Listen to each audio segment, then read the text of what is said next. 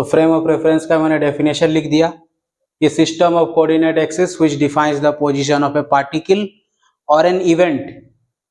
Event ये बहुत जरूरी है, समझाऊंगा अभी। इन द 2 और 3 dimensional space, 2 dimensional and 3 dimensional space, 2D और 3D is called a frame of reference. It should be rigid. Rigid क्यों होना चाहिए रेफरेंस, फ्रेम ऑफ रेफरेंस, ये भी समझाऊंगा। ठीक है, पहले डेफिनेशन समझते हैं। मान लो तुम एक ट्रेन में बैठे हो, हालांकि ट्रेन जैसा तो लग नहीं रहा। मान लो ट्रेन में तुम बैठे हो और तुम्हारा दोस्त यहाँ प्लेटफॉर्म में है, ये तुम्हारा दोस्त है। ठीक है, तुम ये 40 किलोमीटर पर आवर की स्पीड से जा रहे हो, 40 किलोमीटर पर आवर की स्पीड से चले गए। तुम बैठे हो और किताब पढ़ रहे हो। तो तुम मुझे बताओ कि किताब, तुमको ऐसा थोड़ी लगता है कि किताब 40 किलोमीटर पर आवर स्पीड से भाग रही है। तुमको तो लगेगा ये तो मेरे गोद में है, तो तुमको लगा ये तो चुपचाप है बस। लेकिन तुम्हारा दोस्त वही देखेगा तुमको किताब पढ़ते हुए, तो बोलेगा ये फिर एग्जाम में फेल कैसे हो जाता है। मजाक कर रहा हूँ, एग्जाम वाली बात नहीं है। उसको लगेगा कि भाई किताब भी 40 किलोमीटर पर आवर स्पीड से भाग रही है और मेरा दोस्त भी भाग रहा है। ऐसा क्यों, दोनों को ऐसा अलग अलग क्यों लगता है? क्योंकि तुम्हारा फ्रेम ऑफ रेफरेंस तुम्हारे दोस्त के फ्रेम ऑफ रेफरेंस से अलग है। तुम बैठे हो और किताब पढ़ रहे हो, किताब तुम्हारे नजर में कांस्टेंट है, उसका वेलोसिटी 0 है। लेकिन तुम्हारे दोस्त के नजर में उस किताब की वेलोसिटी 40 किलोमीटर पर आवर है। ये है फ्रेम ऑफ रेफरेंस की वजह से। ठीक है, हम ऐसा कोऑर्डिनेट एक्सिस, सिस्टम ऑफ ऐसा कोऑर्डिनेट एक्सिस जो हमको एक पार्टिकल का पोजीशन बताए। तो 10th में कोऑर्डिनेट ज्योमेट्री पढ़े होगे बाबू, कार्टेशियन कोऑर्डिनेट सिस्टम। ये क्या है, y, ये x, ये z। ठीक है, ये कार्टेशियन कोऑर्डिनेट सिस्टम है। इसको अभी हम फ्रेम ऑफ रेफरेंस की तरह यूज कर सकते हैं, क्योंकि ये भी तो बताता है ना एक ऑब्जेक्ट का पोजीशन। मान लो यहाँ पर एक बॉल रखा हुआ है, तो हम इससे पता कर सकते हैं एक्स कोऑर्डिनेट में कितना है 4 मान लो, वाई कोऑर्डिनेट में मान लो 5 और जेड कोऑर्डिनेट में 3। तो 4 5 3 ये इसका पोजीशन हो गया, पोजीशन पता कर लिया। अब हमको फ्रेम ऑफ रेफरेंस मालूम है ना, तो इसका वेलोसिटी, इसका एक्सेलरेशन सब पता कर सकते हैं। तो पता करने के लिए हम क्या जानेंगे, पहले पोजीशन वेक्टर। इसका पोजीशन वेक्टर क्या होगा, पोजीशन वेक्टर किसको बोलते हैं? ऐसा वेक्टर जो ऑब्जेक्ट के पोजीशन से उसके ओरिजिन तक हो। ठीक है, तो ये सिंपली स्मॉल r को डोनेट करते हैं इसको। सो r be the position vector along x y z coordinates. ठीक है, तो हम इसको r को x y के टर्म में ऐसे लिख सकते हैं, ऐसे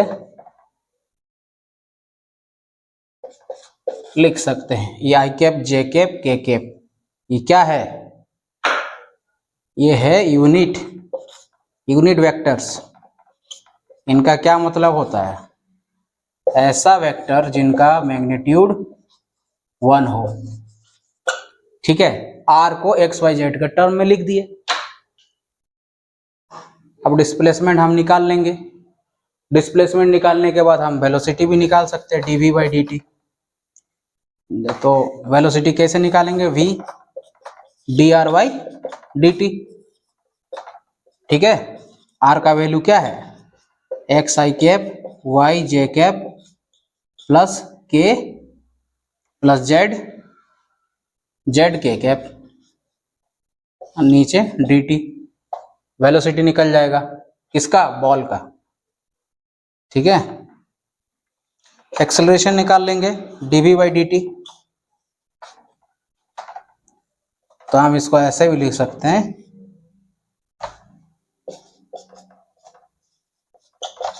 ठीक है। एक्सेलरेशन भी निकल गया, यानी फ्रेम ऑफ रेफरेंस हमको पता होगा तो वेलोसिटी, एक्सेलरेशन, पोजीशन सब पता कर सकते हैं, ठीक है। ये फायदा होता है। अब इसमें एक चीज और जानने वाली बात है कि यहाँ पे ऑब्जर्वर बैठा है, यहाँ से बॉल को देख रहा है, तो जरूरी नहीं है कि ऑब्जर्वर हमेशा ओरिजिन पे ही बैठे, वो कहीं भी बैठ सकता है, ये पहला। और दूसरा इसमें एक चीज है कि ये जो ओरिजिन में ऑब्जर्वर बैठा है, इसके रिस्पेक्ट में ये फ्रेम ऑफ रेफरेंस कांस्टेंट है। कभी ऐसा महसूस होता है कि नहीं कि तुम ट्रेन में जा रहे हो, ट्रेन फुल स्पीड में है, तो ऐसा लगता है पेड़ पौधे सब पीछे की ओर भाग रहे हैं। ऐसा क्यों लगता है? क्योंकि तुम्हारा फ्रेम ऑफ रेफरेंस तुम्हारे साथ साथ मूव कर रहा है और तुम दोनों एक दूसरे के प्रति कांस्टेंट हो, तो इसीलिए तुमको पेड़ पौधे पीछे की ओर भागते हुए नजर आता है। भाई हम तो कांस्टेंट बैठे हैं चुपचाप, हम कहीं नहीं जा रहे हैं, पेड़ पौधे पीछे की ओर जा रहे हैं। तो अगर मान लो तुम, मतलब पहला केस, जरूरी नहीं कि ऑब्जर्वर ओरिजिन में ही हो, और दूसरा frame of reference FOR, short में FOR, frame of reference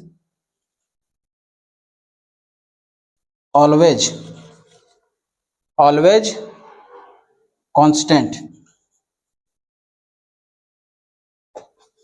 with respect to the observer,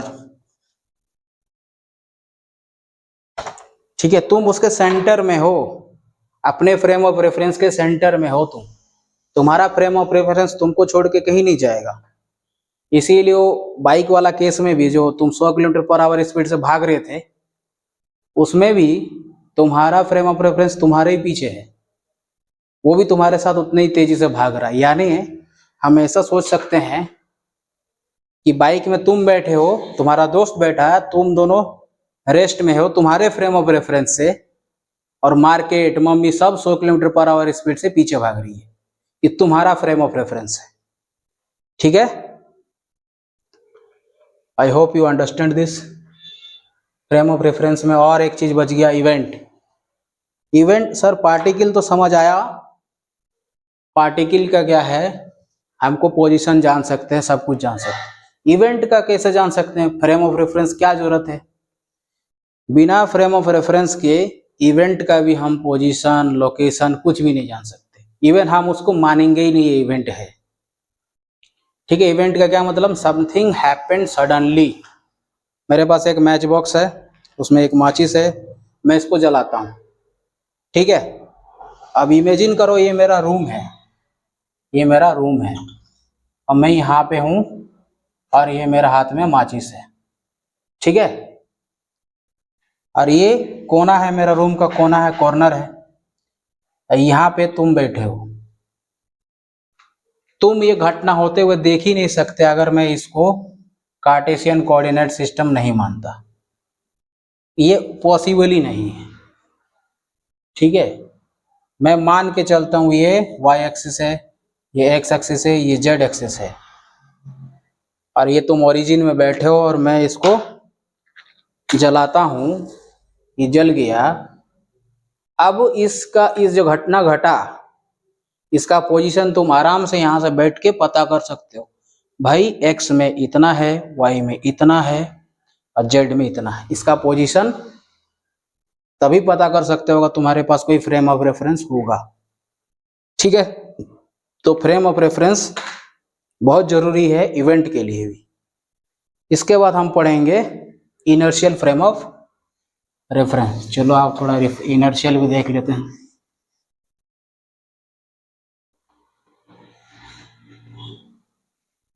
inertial frame of reference, short में FOR, फ्रेम ऑफ रेफरेंस। इसमें हम क्या देखते हैं, पहले भी बता चुका हूँ, स्पेसशिप वाला एग्जांपल।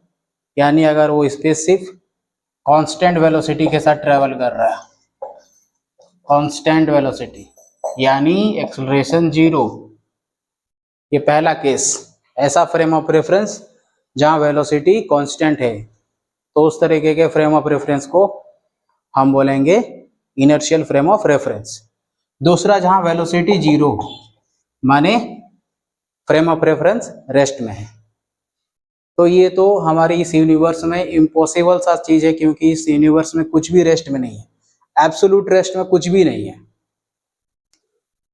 तो ये दूसरा वाला केस ऑलमोस्ट इम्पॉसिबल है। अगर हम एब्सोल्यूट रेस्ट बोले तो कुछ भी नहीं है।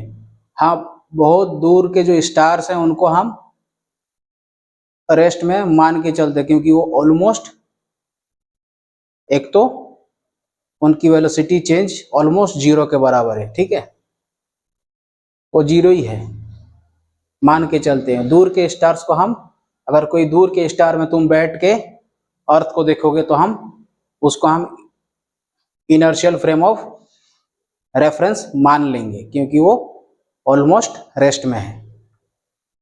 तो ये इनर्शियल फ्रेम ऑफ रेफरेंस का हो गया। और इसमें न्यूटन के तीनों लॉज परफेक्टली काम करते हैं। वो क्यों काम करते हैं इनर्शियल फ्रेम ऑफ रेफरेंस में? हालांकि न्यूटन को भी अच्छे से मालूम था कि अर्थ ट्रैवल करता है, मूव करता है, तो उसको मैं अगले वीडियो में अच्छे से समझाऊंगा, वो बहुत बड़ा टॉपिक बन जाएगा। इसी वजह से इनर्शियल फ्रेम ऑफ रेफरेंस को न्यूटोनियन फ्रेम ऑफ रेफरेंस भी बोला जाता है, क्योंकि न्यूटन के लॉज काम करते हैं इसमें। तो इसमें और एक चीज जानने की बात यह है, मान लो ये हमारा एक फ्रेम ऑफ रेफरेंस है जो इनर्शियल है, मान के चलते हैं, एग्जाम सपोज के तौर पे मान लो। और एक दूसरा फ्रेम ऑफ रेफरेंस लेते हैं, इसका ओरिजिन ओ डैश, इसको एक्स डैश, इसको वाई डैश, और इसको एस डैश फ्रेम दे दो। तो क्या ये भी इनर्शियल फ्रेम ऑफ रेफरेंस होगा? चलो इसको साबित करते हैं, ये इनर्शियल फ्रेम ऑफ रेफरेंस है कि नहीं। तो साबित करने से पहले जान लो एक चीज, तभी होगा ये इनर्शियल फ्रेम ऑफ रेफरेंस अगर ये फ्रेम ऑफ रेफरेंस इस फ्रेम ऑफ रेफरेंस के रिस्पेक्ट में कांस्टेंट वेलोसिटी के साथ ट्रैवल कर रहा है और ट्रांसलेटरी मोशन कर रहा है, माने स्ट्रेट ऐसे ट्रांसलेटरी मोशन, ठीक है, या फिर ऐसे, ठीक है। ये दो फ्रेम ऑफ रेफरेंस है, दोनों ट्रांसलेटरी मोशन कर रहे हैं, माने ऐसे घूम नहीं रहे, ऐसे जिग-जैग नहीं कर रहे, ठीक है। और इनका ओरिएंटेशन फिक्स है, माने ये घूम नहीं रहे, ऐसे जिग-जैग नहीं कर रहे हैं, इनका ओरिएंटेशन फिक्स है और ट्रांसलेटरी मोशन कर रहे विथ कांस्टेंट वेलोसिटी भी, तब ये भी इनर्शियल फ्रेम ऑफ रेफरेंस होगा। कैसे होगा थोड़ा सीखते हैं। तो हम ये मान लो एक यहाँ पे पार्टिकल है, तो इसका हम पोजीशन वेक्टर इस ओरिजिन के हिसाब से लिखेंगे। क्या लिखेंगे? आर लिखेंगे, स्मॉल आर। इस ओरिजिन के हिसाब से इसका कुछ पोजीशन वेक्टर होगा, वो क्या होगा? आर डैश होगा। और ये दोनों की डिस्प्लेसमेंट को कैपिटल आर ले लो, ठीक है। तो ये जो कैपिटल आर है इसको हम वीटी भी लिख सकते हैं, फॉर्मूला है v equal to R by T. अब ध्यान से देखो, ये दो पोजीशन वेक्टर और ये रिजल्टेंट, ये दो पोजीशन वेक्टर का रिजल्टेंट है OP. OP is the resultant vector of O dash plus O dash P. तो ओपी के जगह क्या लिख सकते हैं? आर लिख सकते हैं, is equal to O dash के जगह capital R, O dash P के जगह स्मॉल आर डैश। तब इसको हम थोड़ा सा रिवर्स कर देते हैं, आर डैश इसको ले आया इधर और इसको मैं ले आया इधर, समझ आया? अब ये आर का वैल्यू हमको वीटी मालूम है, वी टी, और वी हमारा कांस्टेंट होना चाहिए, तभी काम करेगा ये। तब ये जब कांस्टेंट है तो इसका एक्सेलरेशन भी हमको क्या देखने को मिलेगा, सेम मिलेगा। जब ये दोनों इक्वल होंगे तो इसका एक्सेलरेशन इक्वल हो जाएगा, सेम होगा। ठीक है, अगर दोनों का एक्सेलरेशन सेम है, यानी अगर ये पार्टिकल इस फ्रेम ऑफ रेफरेंस में कभी रेस्ट में था तो इस फ्रेम ऑफ रेफरेंस में भी वो रेस्ट में ही था। समझ आया? दोनों का अगर एक्सेलरेशन सेम है, माने पार्टिकल का एक्सेलरेशन दोनों फ्रेम में सेम है। रिफ्रेजिंग इट, दोनों माने एक पार्टिकल है P, उसका एक्सेलरेशन दोनों फ्रेम में सेम है। यानी अगर ये पार्टिकल रेस्ट में था इस फ्रेम में, तो निश्चित है कि इस फ्रेम में भी वो रेस्ट में ही था। तो इससे हम ये समझ लिए कि ये भी इनर्शियल फ्रेम ऑफ रेफरेंस है। यानी इसमें ऑब्जर्वेशन क्या है, all the frame of reference which is travelling at constant velocity with respect to an inertial frame of reference, those frame of reference are also inertial frame of reference। तो ये है inertial frame of reference. थोड़ा बहुत इसमें नया चीज तुमको सीखने को मिला ही होगा जरूर। ठीक है, देखो inertial frame of reference, absolute inertial frame of reference हमको देखने को ज्यादा नहीं मिलता। Satisfactory inertial frame of reference है अर्थ, पूरा पूरी नहीं है 100%। ठीक है, हम मान के चलते हैं ये इनर्शियल फ्रेम ऑफ रेफरेंस है, यानी ये रेस्ट में है या फिर ये कांस्टेंट वेलोसिटी में। तुम प्रैक्टिकल लाइफ में मुझे दिखा ही नहीं सकते कोई। उसका बेस्ट आइडियल केस वही वाला होगा अगर तुम स्पेसशिप में हो, उसका इंजन ऑफ कर देते हो और वो एक स्मूथ वेलोसिटी के साथ ट्रेवल कर रहा है, कांस्टेंट वेलोसिटी के साथ एक ही डायरेक्शन में, वही एक perfect inertial frame of reference है। ठीक है, वरना इस यूनिवर्स में सब चीज तो मोशन में है, वो भी कांस्टेंट मोशन नहीं है। अर्थ का भी वेलोसिटी चेंज हो रहा है। तो earth is a satisfactory inertial frame of reference, मतलब पूरा एक solid inertial frame of reference नहीं है, वो काम चलाओ।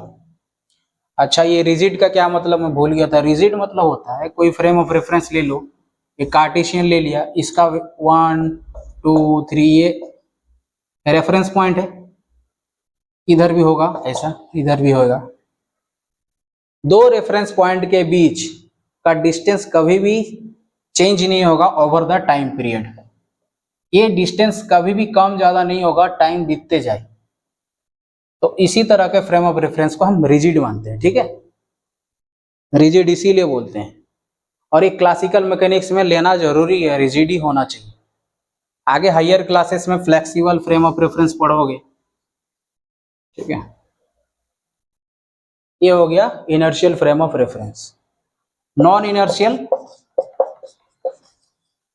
इनर्शियल यानी वेलोसिटी में कुछ बदलाव होगा, यानी एक्सेलरेशन कुछ होगा।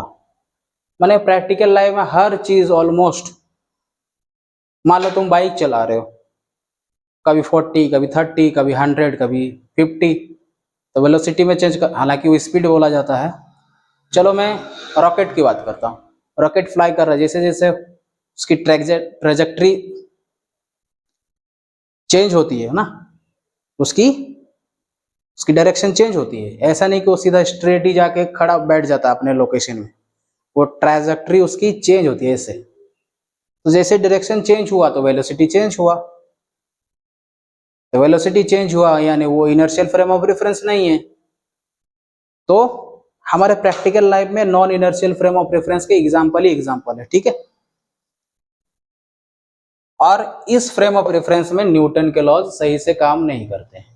तो वो अगले वीडियो में समझाऊंगा क्यों नहीं काम करते हैं। आई होप अभी फिलहाल frame of reference, inertial frame of reference और नॉन इनर्शियल समझ आ गया। अब इसका connection laws of motion, laws of Newton के साथ क्या है, वो अगले वीडियो में मैं समझाऊंगा, क्योंकि वो बहुत इंपॉर्टेंट है। इसीलिए बच्चों को मैं हमेशा कहता हूँ कि लॉज ऑफ मोशन पढ़ने से पहले इतना आना चाहिए, 11 में तो इतना आना चाहिए, ठीक है। 11 में 12 में इतना पढ़ लो पहले, फिर लॉज ऑफ मोशन पढ़ना, तब जाके सही से वो समझ आएगा।